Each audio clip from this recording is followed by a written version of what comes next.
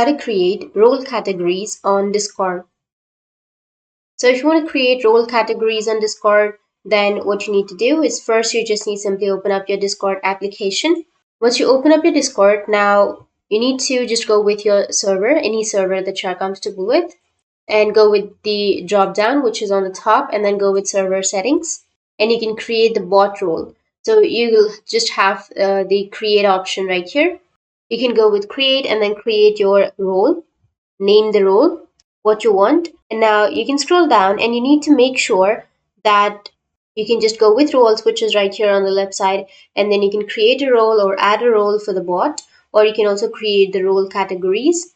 So you can just simply go with create role, and from here you can drag the role on the top and then give it a role name and then the permission, the links to manage the members and etc. You can also choose the image and make sure that you toggle on the options of this, which is display role members separately from online members and allow anyone to mention this role, and then view server as a role. So in this way, you'll be able to create role categories in your Discord. And if you have any questions, feel free to comment below. Thanks for watching.